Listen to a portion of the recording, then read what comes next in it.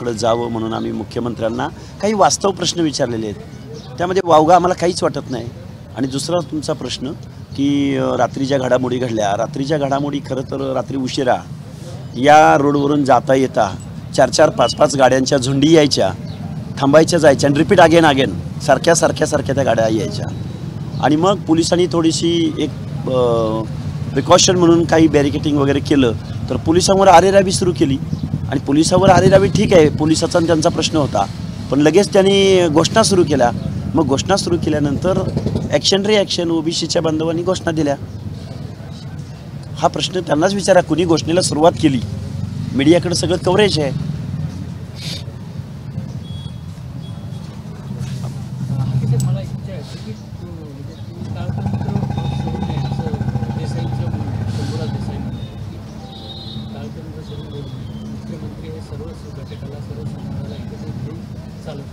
ताळतंत्र म्हणजे काय या शब्दाचा अर्थ जरा देसाईंनी सांगावा। आणि मिस्टर देसाई काल बोलल्यानंतर तुम्हाला आम्ही आठवलो का? याच्या अगोदर तुम्हाला कधी आठवलो का?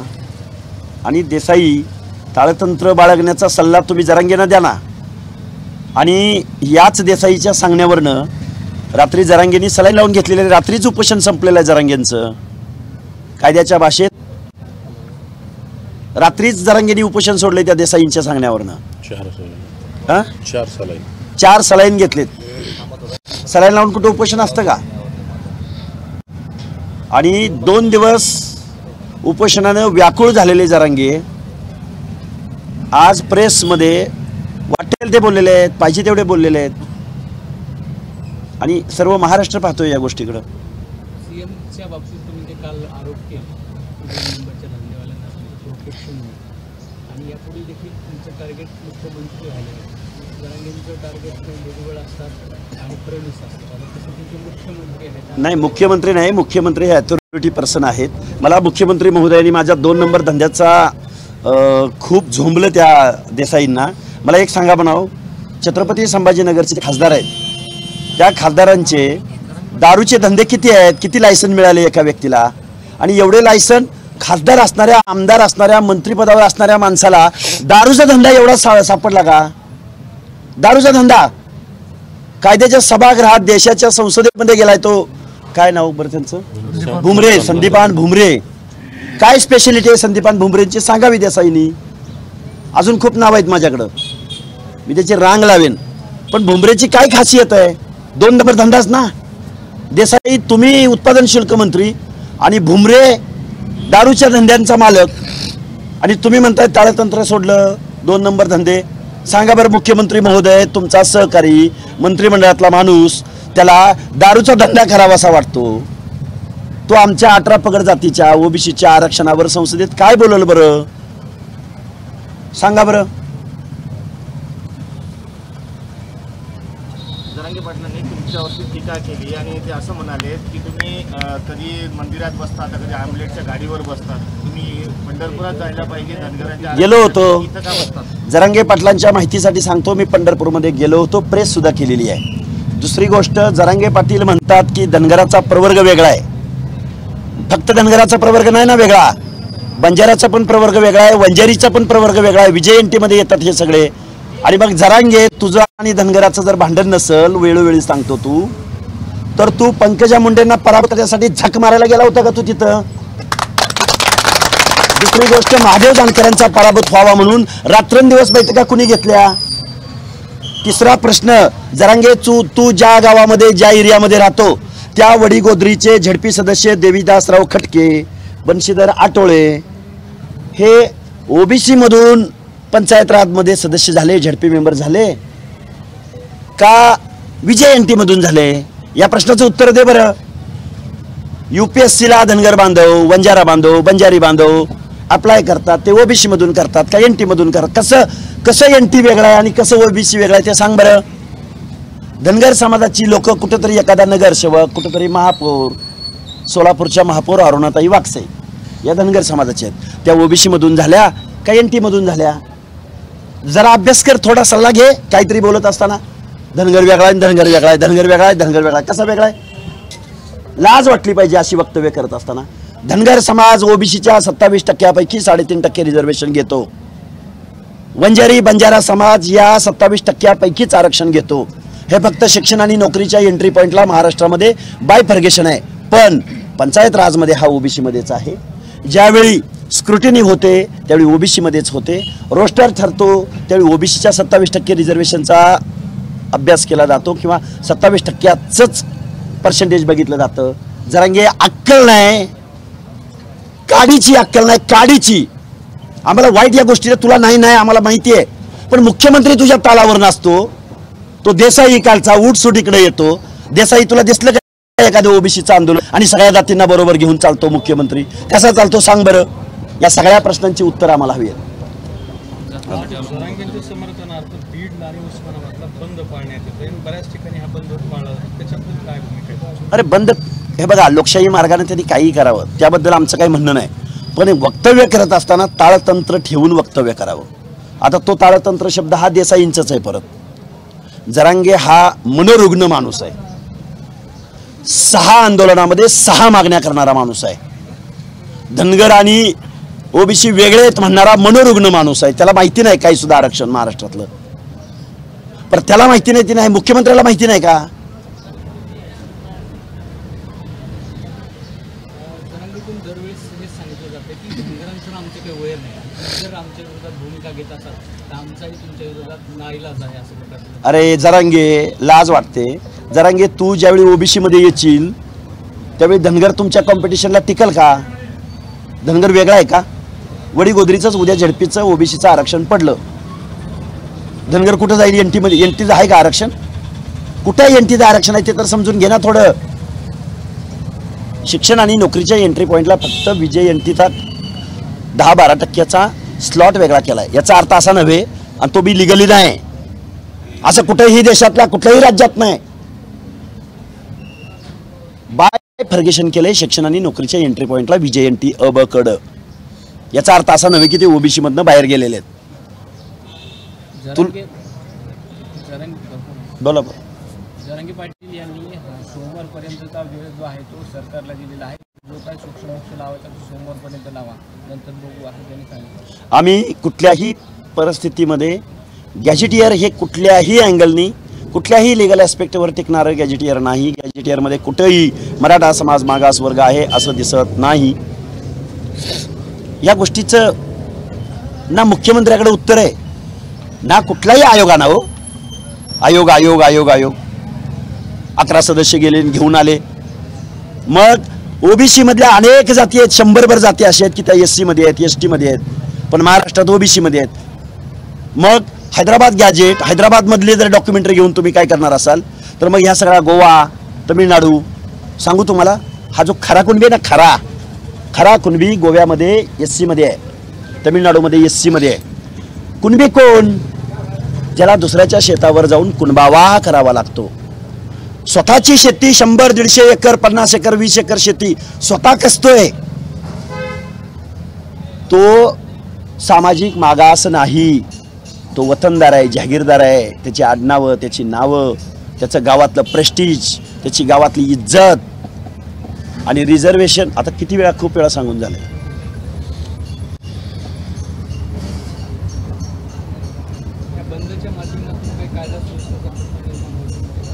पोलीस प्रशासन बघून घेईल ना, कायद्याचं राज्य आहे इथं. काय कुठल्या गुंडाचं राज्य आहे का? बघून घेईन, फेकून देईन. हिटलर आहे का तू? तू आंदोलन करतो, तू गाव वेटीस धरतो, त्यावेळी इतरांना त्रास होत नाही का? आता धनगर समाजाला धनगडमध्ये टाकण्यासंदर्भात कायदेशीर प्रक्रिया सुरू झालेली वेगळा लढा काय? धनगर समाजाची 4 पिढ्यांची लढाई आहे.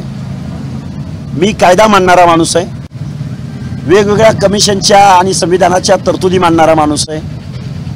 त्यामुळे शासनाने विचार करावा ना.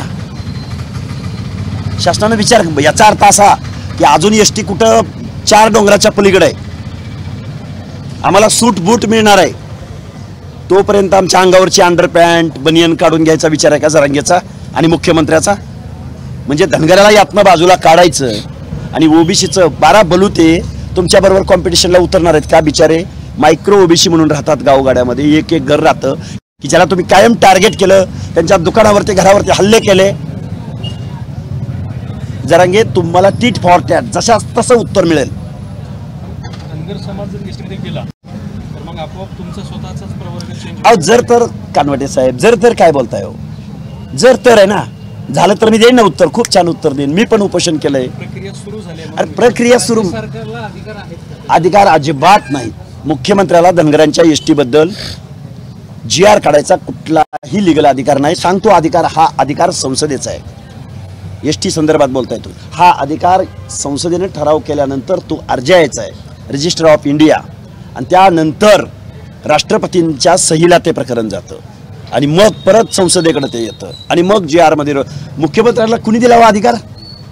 संसदेचा अधिकार मुख्यमंत्र्यांना शिफ्ट झाला काय? तुम्हीच सांगा मला. ही जी प्रक्रिया सुरू आहे ती फसवणूक आहे. ती फसवणूक आहे. आणि मराठा समाजाच्या रिझर्वेशन संदर्भात जेवढे GR काढलेले आहेत ही इलॉजिकल, इलिगल, अनकॉन्स्टिट्युशनल आणि फेक सगळ्या गोष्टी आहेत. अहो राणे समिती, गायकवाड आयोग, काय झालंय हो, काय महाराष्ट्राच्या वाट्याला काय काय त्याच्यातून हे झालंय. सुप्रीम कोर्टाचं जजमेंट, तत्कालीन औरंगाबाद खंडपीठ म्हणजे छत्रपती संभाजीनगर खंडपीठ, जजमेंटच वाचत नाहीत. कुणी आंदोलन उभं केलं लगेच समिती नेमली, कुणी आंदोलन उभं केलं लगेच GR काढला. काय चाललंय? कायद्याच राज्य आहे हे. मला वाटतं या महाराष्ट्राचा कोण अटॉर्नी जनरल कोण असेल, मला वाटतं त्याचं मुख्यमंत्री ऐकत तर नसतील किंवा त्या अटॉर्नी जनरलला हे विचारत तर नसतील. आरोप आहे माझा मुख्यमंत्र्यांवरती. घटनेशी द्रोह करताय तुम्ही, घटनेची तत्व पाळत नाही तुम्ही. तुम्ही काल मुख्यमंत्र्यांवरती आर्थिक गैरव्यवहाराचे आरोप केले. मी असं बोललेलो होतो की ओबीसीचे बांधव फक्त यांना शाखा प्रमुखासाठी चालतात, झेंडा लावायला, दांडा लावायला, गमजा गळ्यात टाकायला चालतात. पण ज्यावेळी विधानसभेमध्ये जायची वेळ येते, लोकसभेमध्ये जायची वेळ येते, त्यावेळी दारूचे गुत्तेदार, 2 नंबर धंदे करणारे, माझ्याकडे डझनावारी लिस्ट आहे. ती लिस्ट मी महाराष्ट्राला सांगू शकेन. 2 नंबरचे धंदे करणाऱ्या माणसांना तुम्ही आमदारकीची आणि खासदारकीची तिकीट देता. काय काय ते आमच्या 18 पगड जातीच्या सामाजिक न्यायाची भाषा त्या कायद्याच्या सभागृहात बोलतील. तुमच्यावर अजून एक टीका करण्यात आली आहे जरांगे पाटलाकडून. ते म्हणतात की तुम्हाला कसा दिसतो तो, सर्व रंग त्याच्या अंगात आले, सरड्यासारखं रंग आहे. कसे कुठले सर्व रंग तुम्ही बघताय सगळेजण, कुठले रंग त्यांनाच विचार आहे. काय बोलतात काय, हा काय प्रश्न आहे का? तर काय काय बोलतो रंग म्हणजे काय, कसले रंग? रंग अहो सर्व रंग आले. रंग हे बघा माझ्या गळ्यात जर असतील, बाबासाहेबांनी हा निळा हा युनिव्हर्सल कलर आहे, या रंगामध्ये सगळे रंग मिक्स होतात. हा पिवळा रंग आहे, समतेचा पिवळा रंग आहे. हा महाराष्ट्राचा आराध्य दैवत खंडोबाचा कपाळ भरून आडवं समांतर चालणारा, जमीन आभाळाचा मुखा घेणारा नाही. मी श्रेष्ठ, मी 96 कुळी, मी 92 कुळी, अजिबात नाही. आम्ही प्रवर्गाची भाषा बोलतोय, आम्ही समतेची भाषा बोलतोय, 450 जातींची भाषा बोलतोय. आणि हा हिरवा रंग शेतकऱ्यांचा आहे आणि हा भगवा रंग त्यागाचं प्रतीक आहे. हे रंग आलेत माझ्याकडं, माझ्या तिरंगी झेंड्यामध्ये आहेत. गळ्यातल्या रंगाबद्दल बोलत होतो. मग कुठला रंग, अजून कुठला रंग आहे? मग त्यांच्याकडून अजून डिटेल प्रश्न विचार, मग या आपल्याकडं, मग सांगू. माझा तर रंग हायतोच. पहिल्या उपोषणात पण 1.5 कोटी मराठ्यांना कुणबी प्रमाणपत्र मिळाले 1 वर्षामध्ये. त्याचं तेच आम्ही ऍक्शन टेकन रिपोर्ट मागितलाय मुख्यमंत्र्याकडं की जरांगे म्हणतायत 54 लाख आणि तुम्ही म्हणताय ओबीसी आरक्षणाला धक्का लागला नाही. जरांगे 1.5 लाख म्हणतात, 1.5 कोटी म्हणतात. नक्की खरं कोण बोलतंय? मुख्यमंत्री महोदय, आम्ही जे काल बोललो तुम्हाला एवढं लागलं झोंबलं, खरं कोण बोलतंय? जरांगे बोलतायत का तुम्ही बोलताय? सांगा ना आम्हाला पुढे येऊन. तुम्ही म्हणताय धक्का लागत नाही आणि ती म्हणते आम्ही घेतलोय. काल परवा 8 सरपंचांची यादी लोकमत पेपरला जाहीर झाली. कुणबीमधून सरपंच आले, भारतरत्न पुरस्कार द्या जरांगेला. ह्याच्या अगोदर कोण सरपंच झाला नव्हता महाराष्ट्रात. लाज वाटते राव असल्या गोष्टी, असली कृत्य करत असताना आणि अशा गोष्टीचं श्रेय घेत असताना. काल मनोज जरांगे संध्याकाळच्या राड्यानंतर बोलताना असं म्हणाले की हे सगळे देवेंद्र फडणवीसांवरती आरोप केले होते, म्हणाले की आयुष्यात पुन्हा भारतीय जनता पार्टीला वर येऊ देणार नाही. निवडणुकीत उतर ना दादा, भाजपला पराभव कर, उमेदवार उभे कर. सामाजिक न्यायाची, गरजवंताची, शोषितांची लढाई लढायची आहे आपल्याला. राजसत्ता अंतिम आहे, मान्य आहे, पण आता काय आहे, ताटात वाढलंय. जी लोक जबाबदार आहेत त्या जबाबदार लोकांना जर जरांगे बोलणार असतील तरच प्रश्न सुटेल ना. दुसरा मुद्दा की आता तुमची सगळी उपोषणं संपल्यानंतर काही दिवसातच विधानसभेच्या निवडणुका लागणार आहे. जरंगे अधूनमधून म्हणतात की मी निवडणुका लढवणार आहे, आमचं जर मागणी मान्य नाही केली तर तुम्ही निवडणुकीकडे कसं बघता? आम्ही निवडणुकीकडे एकच बघतोय, आमच्या आंदोलनाकडं, आमच्या समस्यांकडं, आमच्या सामाजिक न्याय हक्काच्या मागासवर्गीयांच्या आरक्षणाच्या बाबतीत जे जे आमदार बोलले नाहीत, जे जे खासदार बोलले नाहीत, जे जे पक्ष बोलले नाहीत आणि पक्षांनी नरोवा कुंजिरोवा भूमिका घेतलेली आहे उद्धव ठाकरेंसहित. कारण ज्या उद्धव ठाकरेंच्या बाळासाहेबांच्या पक्षामध्ये ओबीसीचा भरणा खूप मोठा आहे बेस लेवलला, ते उद्धवजी फक्त म्हणतात की ओबीसी आरक्षणाला धक्का न लावता काय करायचं ते करा. अरे पण त्याच्या पुढे बोला ना, आम्हाला उत्तर पाहिजेत. या सगळ्या लोकांना मी बायकॉट करणार आहोत. ओबीसी फक्त ओबीसीला मतदान करेल. शरद पवारांची तर सगळ्यात मोठी जबाबदारी आहे. जाणता राजा, अनेक वेळा मुख्यमंत्री, घरातली सगळ्यात महत्वाची पद कायम घरात. त्या शरदचंद्रजी पवारांनी मंडल आयोग इम्प्लिमेंट होताना ते मुख्यमंत्री होते. असं म्हणलं जातं की महाराष्ट्रात पहिल्यांदा कायदा पारित झाला, मग नंतर बाकीच्या राज्यांनी निर्णय घेतला. मग शरदचंद्रजी पवार अरे हे मागासवर्गीयांचं आरक्षण आहे, हे प्रतिनिधित्वाचं आरक्षण आहे का म्हणत नाहीत. जरांगे पाटलांकडे रात्री अपरात्री येऊन पवार फॅमिली भेटते, पण ओबीसीच्या आरक्षणाबद्दल एकदाही पवार फॅमिली कुठेही जाताना दिसून येत नाही. पवार हे महाजातीयवादी पवार आहेत, महाजातीयवादी. महाराष्ट्रातले कारखाने कुणाला दिलेत बघा, आमदारकीची तिकीट कुणाला दिलेत बघा, खासदारकीची तिकीट कुणाला दिलेत बघा, बघा ना, काढा लिस्ट. ज्या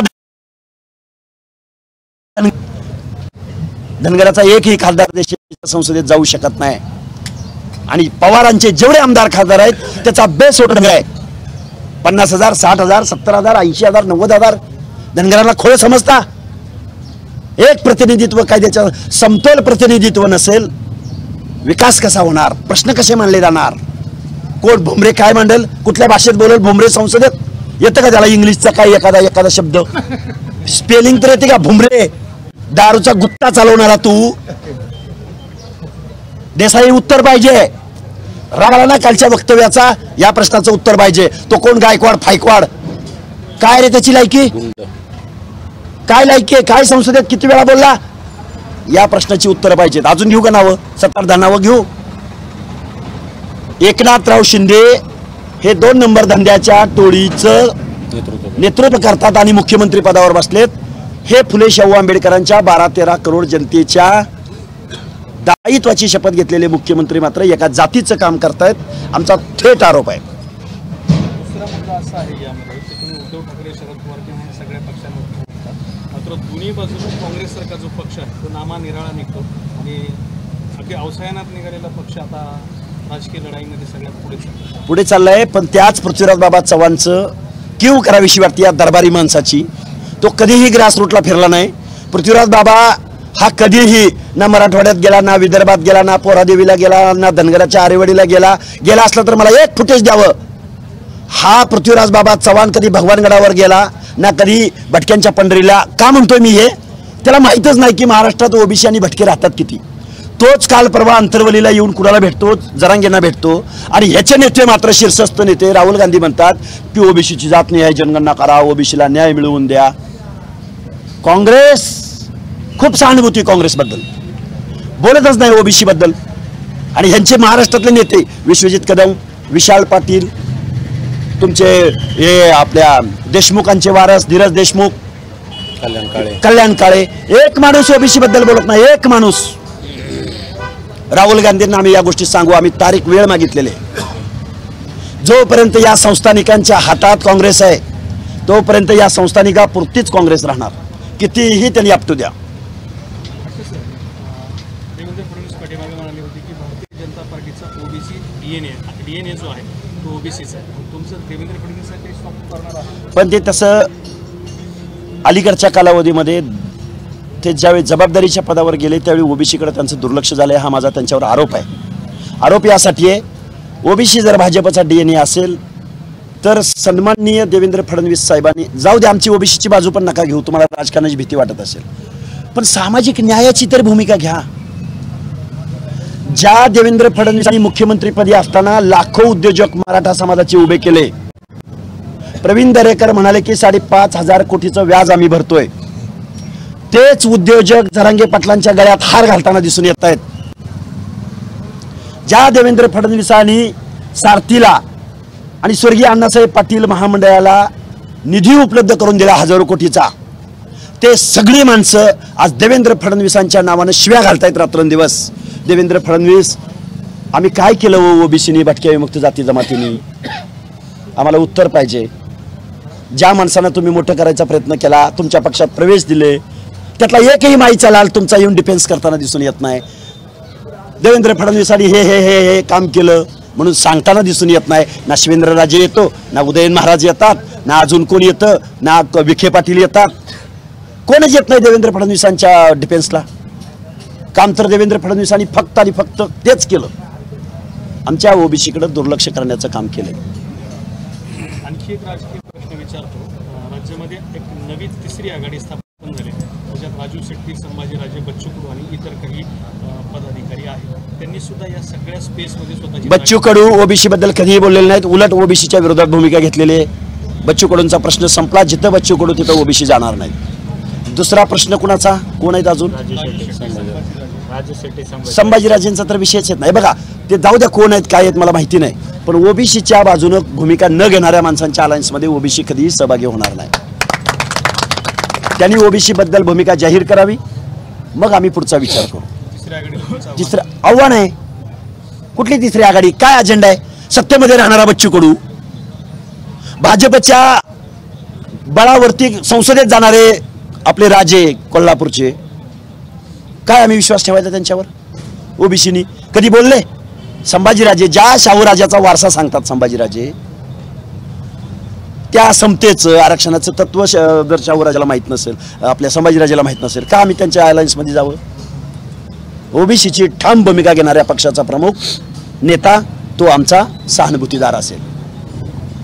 तुम्ही स्वतंत्र लढवणार? बघा, आम्ही लढायचं सोडा, आमची मंडळी ठरवतील, पण आम्ही पाडायचं कोणाला हे मात्र ठरवलंय. यादी आहे आमच्याकडं, ती पण कधी जाहीर करू. त्याची सुरुवात घनसावंगीपासून असेल, गेवराईपासून असेल. एकत्र आमदारानं माघारच घेतल्या, लढाईच्या अगोदर शस्त्र खाली टाकलेत. लढणार मग अजून काय काय होणार आहे बघत राहा फक्त. आबा बोल. काल तुम्ही खोकेचा आरोप केला होता. आबा आबा काय ठीक आहे. खोके तुम्हाला म्हणायचं कोणाला होता? शिंदे गटाला. शिंदे गट घ्या घ्या घ्या घ्या सगळं. लावून हो.